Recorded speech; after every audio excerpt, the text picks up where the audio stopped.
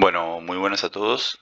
En este video vamos a presentarles lo que estuvimos trabajando a lo largo del cuatrimestre, donde buscamos aplicar aprendizaje automático en un juego llamado Space Invaders. Este trabajo lo realizamos María Victoria Solesi, Jesús Mañez y André Felder.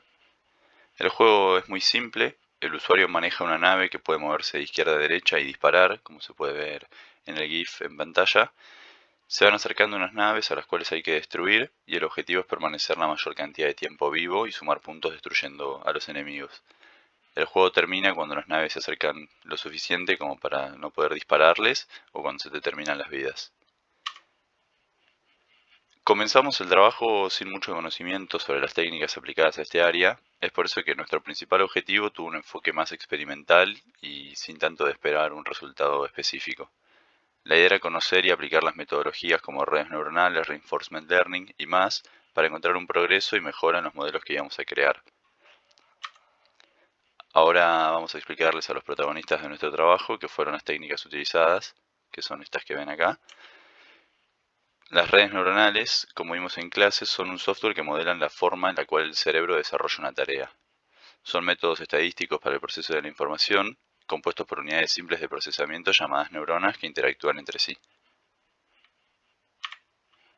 Las redes neuronales convolucionales son un tipo de red neuronal artificial que procesa sus capas imitando el córtex visual del ojo humano para poder identificar las características en las entradas que en definitiva hacen que de alguna manera pueda ver.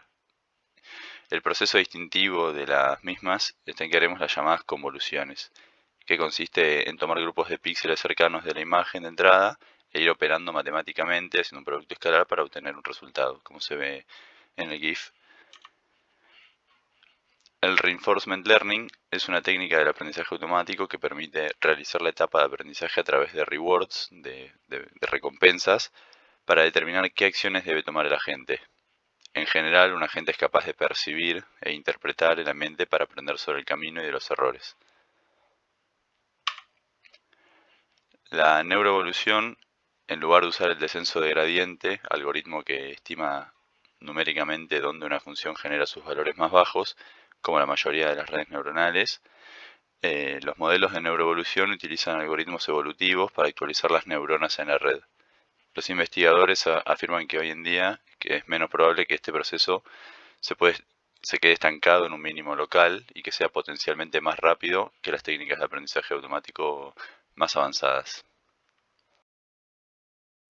Bien, ahora vamos a hablar de la principal herramienta que usamos para realizar el trabajo. Eh, Usamos una biblioteca que se llama Shim y nos fue extremadamente útil porque se trata de una API estándar que se utiliza para Reinforcement Learning. Tiene disponible una gran cantidad de entornos con los que se puede experimentar y de aquí justamente sacamos el entorno de Space Invaders. La API nos ofrece una serie de funciones con las que podemos experimentar el entorno y nosotros principalmente usamos tres. Una de las funciones que usamos es la función que permite crear el entorno que se desea y además definir algunas de sus configuraciones. Por ejemplo, cómo se va a observar el entorno, vamos a hablar de esto más adelante, la dificultad con la que se quiere jugar, el modo, entre otros.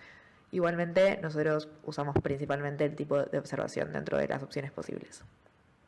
Después tenemos una función que permite resetear el entorno, lo cual nos resulta extremadamente útil, ya que no queremos armar un entorno nuevo por cada agente, sino que utilizamos el mismo entorno y lo vamos reiniciando cada vez que se pierde. Y por último, utilizamos una función que nos permite realizar una acción y nos devuelve la recompensa que obtuvo esa acción. De esa forma nos resulta muy simple medir la performance de los agentes, ya que simplemente necesitamos ir sumando las rewards que obtenemos para cada una de las acciones que la red neuronal predice. Y este procedimiento se puede repetir hasta que la gente pierde. Bueno, como habíamos mencionado anteriormente, vamos a ver qué son las observaciones. Las observaciones son, y como su nombre lo indica, aquello que nos permite ver cuál es el estado del juego actual. Y esto resulta ser clave porque las redes neuronales necesitan aprender del entorno que la gente está experimentando. Por lo tanto, su input va a ser el estado del juego actual y bueno, su output la acción que se vaya a tomar próximamente. Y la API nos permite elegir entonces entre tres tipos de observaciones. Como indica la diapositiva, tenemos la RAM del juego, que es un array de bytes que representa el estado del mismo, una imagen RGB y una imagen en escala de grises. Tenemos esas tres opciones y nosotros decidimos centrarnos en la imagen de escala de grises. Bueno, ahora vamos a seguir con la creación de agentes y cómo esto se realiza.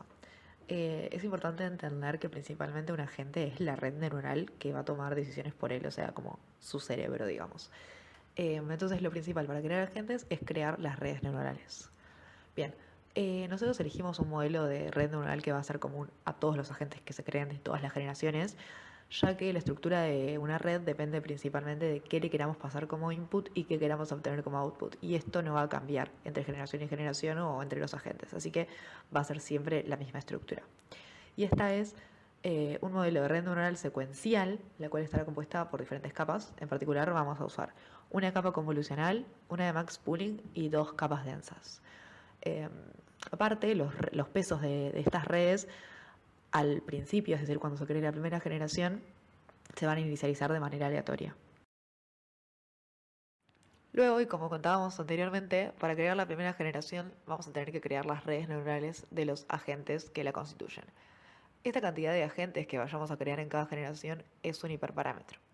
Se supone que al utilizar más agentes va a aumentar la probabilidad de encontrar alguno que sea bueno o al menos alguno que destaque entre sus pares. Por otra parte, cada agente va a experimentar el entorno más de una vez. Aquí tenemos un segundo hiperparámetro. La idea es que al jugar varias veces podamos descartar el factor suerte, es decir, intentar obtener una performance más real de lo que es cada red. Para medir la performance de nuestros agentes, debemos analizar los puntajes obtenidos por cada uno, en cada una de las partidas que jugaron. Luego de algunos análisis de resultados, notamos que los puntajes pueden ser muy variados para un mismo agente. Por esta razón decidimos que no vamos a utilizar el promedio para tratar de representar la performance de un agente, sino que vamos a utilizar la mediana de los valores obtenidos para un agente y la suma de sus puntajes. Una vez que todos los agentes hayan terminado de jugar, debemos elegir a los mejores para construir a partir de ellos la siguiente generación. La cantidad de estos mejores que vayamos a elegir constituye otro hiperparámetro. Una vez que determinamos este hiperparámetro, es decir, la cantidad de mejores que vamos a elegir, estamos listos para realizar mutaciones sobre los pesos de las redes neuronales elegidas, es decir, sobre las redes neuronales de los mejores agentes que elegimos anteriormente. Y de esta forma vamos a haber obtenido una serie de redes neuronales nuevas que le vamos a asignar a los nuevos agentes. Es muy importante aclarar que las mutaciones se van a realizar sobre los pesos de las redes neuronales y no sobre la estructura de las mismas, ya que como contamos anteriormente, la estructura se va a mantener siempre igual. Además, dado que las mutaciones pueden ser muy variables, las vamos a desarrollar en la próxima diapositiva. Ok, en esta diapositiva podemos ver un dibujo ilustrativo de una red neuronal en donde cada una de las neuronas tiene una serie de pesos. Estos pesos son los que vamos a modificar con nuestra función de mutación. Dentro de las modificaciones posibles tenemos muchos parámetros a determinar. Tenemos que determinar cuántos pesos vamos a modificar, qué tanto los vamos a modificar, cómo se va a aplicar esa modificación, entre otros. En particular, nuestra función de mutación nos permite establecer un mínimo y un máximo para el porcentaje de pesos a mutar. Es decir, por ejemplo, vamos a mutar entre un 30% y un 80% de los pesos de una red.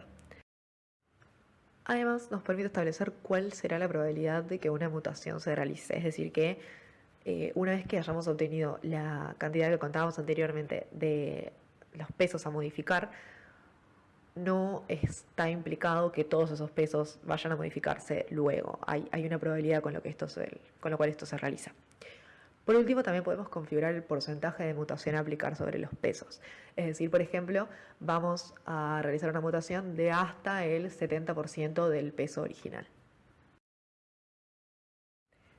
Llegado a este punto, el ciclo se va a reiniciar. La nueva generación experimenta el entorno, se obtienen sus puntajes, se eligen los mejores y se crea una nueva generación.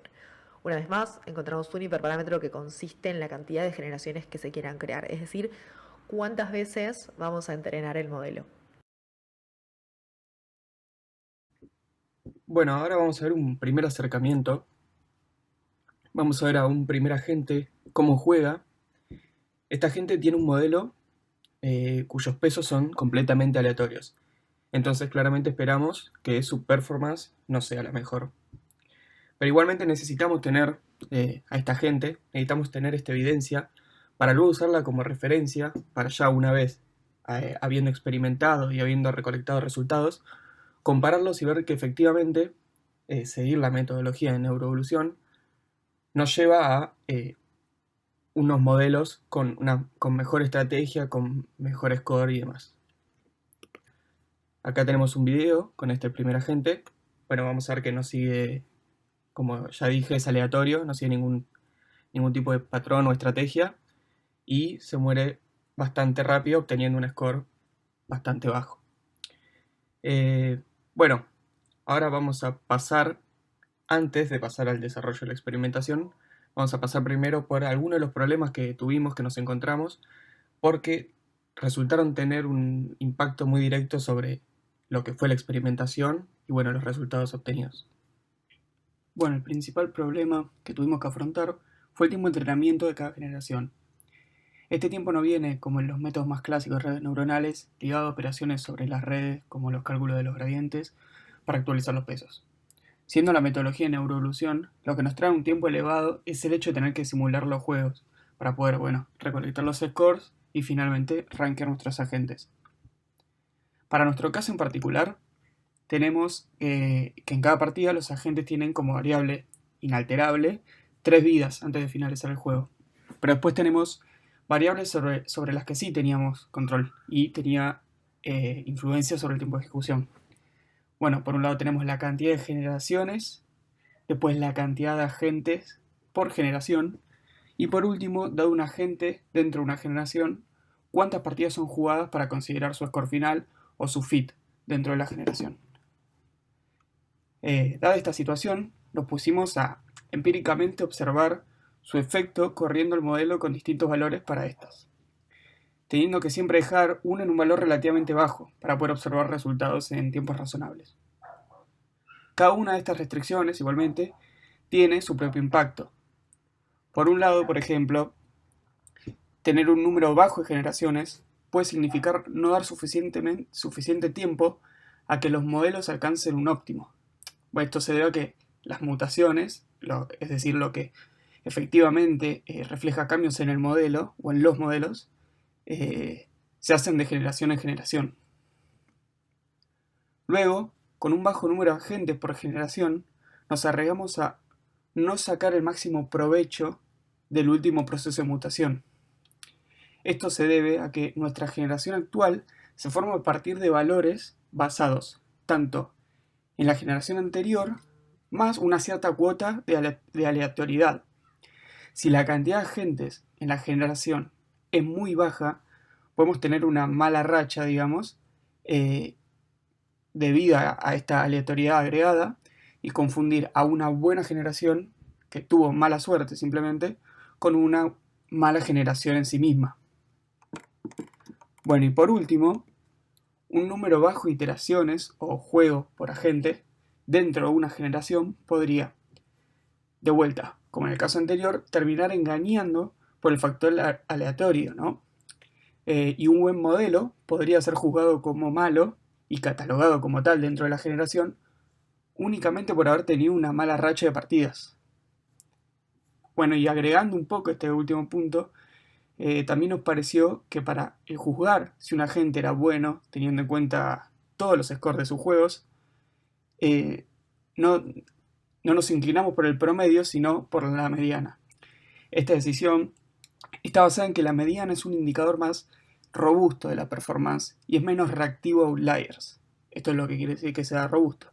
Es decir, a partidas particularmente buenas o particularmente malas que puede haber tenido el agente en un exceso o falta de suerte según corresponda, no le hace tanto caso y refleja un comportamiento más estándar de la gente. Eso es lo que intenta lograr. En las próximas diapositivas veremos el desarrollo de la experimentación hecha utilizando la imagen en escala de grises como observación. Como habíamos mencionado anteriormente, tenemos muchos parámetros a determinar, así que comenzamos haciendo algunas corridas exploratorias con el objetivo de intentar determinar algunos de estos valores. Dentro de estos valores tenemos, por ejemplo, la cantidad de pesos que se van a modificar. Esta cantidad puede ir desde un 0% de los pesos hasta un 100% de los pesos. La idea en realidad va a ser que el porcentaje de modificación sea random dentro de algún rango. Así que finalmente lo que debemos determinar es el límite inferior y el límite superior de este rango. Luego de realizar algunas de estas corridas, terminamos observando que la mejor performance se obtiene cuando modificamos entre el 30% y el 70% de los pesos. Por otra parte, la magnitud de los cambios también la pensamos como un porcentaje, pero esta vez del peso a modificar, es decir, es relativa al peso a modificar. Comenzamos realizando una corrida exploratoria con un cambio máximo del 50% en cada peso.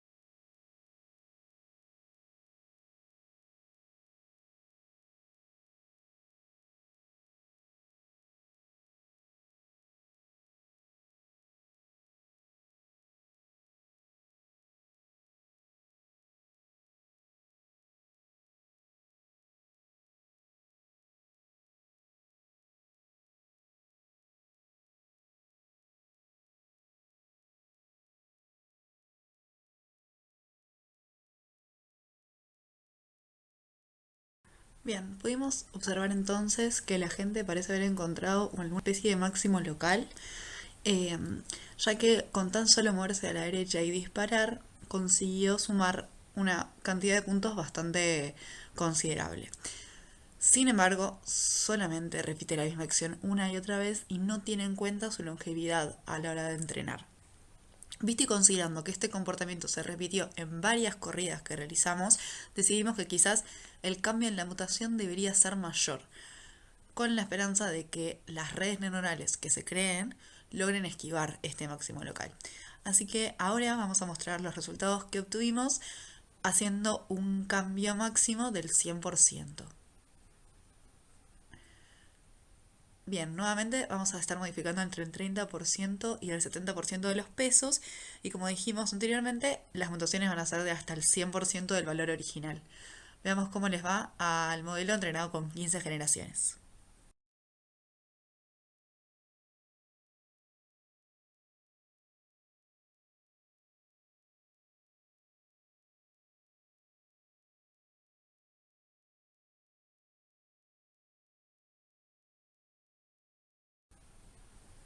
Acá podemos empezar a observar que ya el comportamiento no es tan repetitivo como en el caso anterior.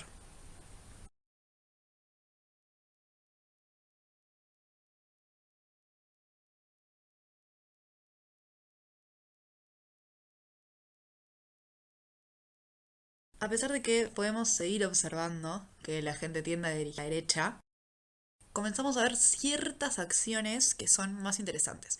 Por ejemplo, recién pudimos ver que evadió algunos disparos, que disparó mientras se movía, es decir, que no fue siempre moverse a la derecha sin disparar y luego empezar a hacerlo. Así que decidimos continuar entrenando este modelo con los mismos parámetros de mutación a ver si con más generaciones logramos conseguir mejores resultados. Luego de haber entrenado el modelo anterior con 20 generaciones con los mismos parámetros, obtuvimos este resultado.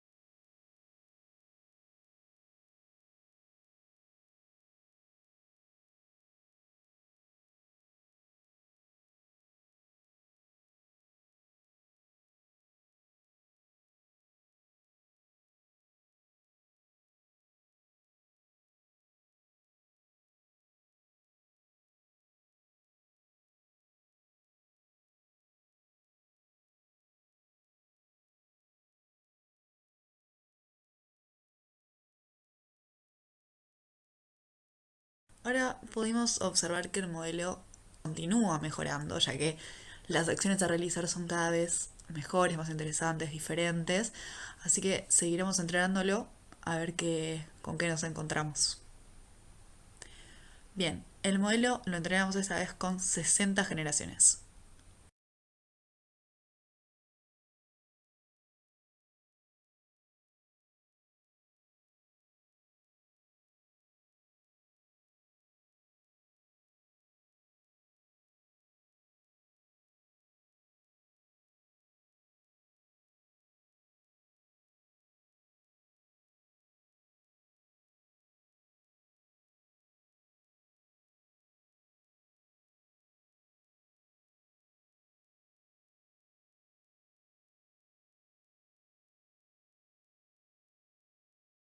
Llegado a este punto, creíamos que habíamos encontrado una configuración adecuada para continuar entrenando nuestro modelo. Sin embargo, las performances de nuestros agentes comenzaron a estancarse a pesar de ser entrenados con más generaciones. Por esto decidimos analizar qué sucedía si, continuando desde el último modelo que mostramos, lográbamos obtener mejores resultados bajando el porcentaje de cambio que se realizaba a cada pieza a modificar. Creemos que es probable que al realizar modificaciones tan grandes como las que hacíamos anteriormente, o sea, del 100%, el modelo no llegaba a aprender del todo de sus antecesores. Realizamos varias corridas, primero disminuyendo el porcentaje de cambio al 50% y luego al 25%. Así que en el próximo video mostraremos cuál fue la performance de alguno de estos agentes entrenados. Bien, ahora el modelo fue entrenado con 100 generaciones y las modificaciones se realizaron hasta un 25% del valor original.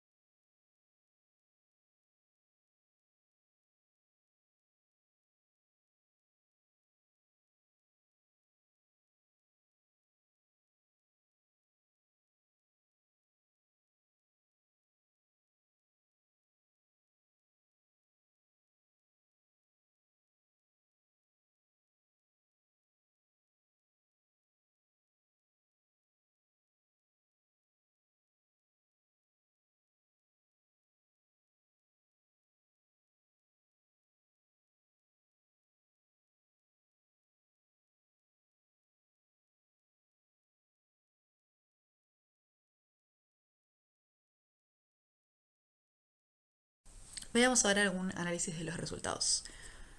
Podemos observar que, si bien el crecimiento de los puntajes no se da de forma lineal con respecto al aumento de las generaciones, pareciera que a medida que va entrenando, el agente comienza a realizar movimientos más interesantes, que suelen moverse y disparar. Podemos observar que se realizan ciertas evasivas a los disparos recibidos, que se utilizan las protecciones, que no solo se concentran en disparar, sino que ahora intenta aumentar el tiempo en el que vive. Creemos que es muy probable que continuando con el entrenamiento de las generaciones se pueda llegar a mejores resultados. Sin embargo, y como mencionamos anteriormente, el tiempo de ejecución fue un factor muy limitante para nosotros. A su vez, eso también nos dificultó el poder experimentar con valores más amplios las mutaciones.